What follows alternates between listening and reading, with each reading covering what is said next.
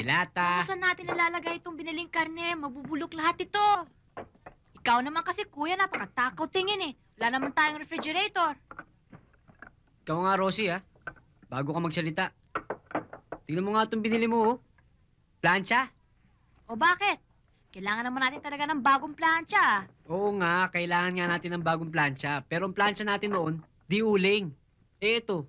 Di kuryente. Saan mo sasaksak to? Diyan, sa gasera? Oo nga, no?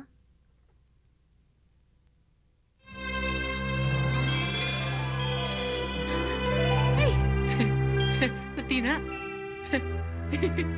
Bago! Ganda!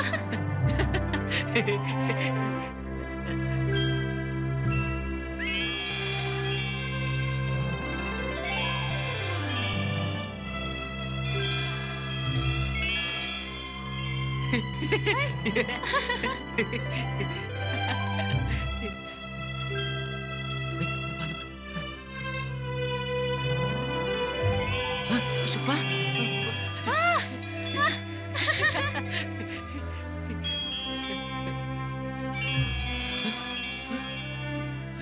Ganda! Suot siya na!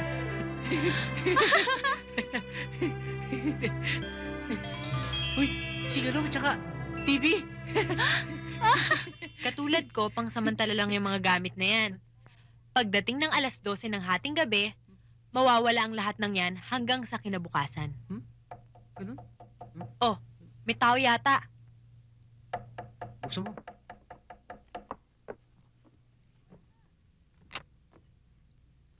O, Hi. Elmer! Good evening.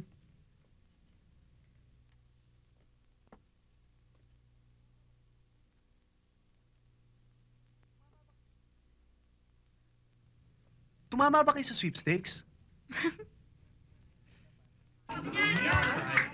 Maswerte ka talaga, pare. Sino ba naman ang mag-aakala na meron kang tiyahin na mag-iiwan sa'yo na limpak-limpak na salapi? Alam mo, Elmer, ganyan talaga ang buhay. Kapag binibuenas ka, buenas. Pero pag inaalat ka, yan, tulad ngayon, naalat ako. Kumpleto sapatos, medyas, uniforme. Wala, yun lang Roberto. nakayanan. Elmer, halina kayo. Yes, coach. Hi, Rosie. O, Vicky! Wow, how nice naman yung outfit. Where'd you buy it? Diyan lang sa tabi-tabi. Vicky, si Marie. Marie, si Vicky, shota ni Jerry. Girlfriend, please. O, bakit nandito ka? Di ba yun ang team nyo? Oo nga eh. Kaya lang nag-organize kasi kami ng charity concert dito sa park. Para sa mga may hirap, that's why we're going to have a song fest. You know. Yes, I know po ng song fest. O, ngayon?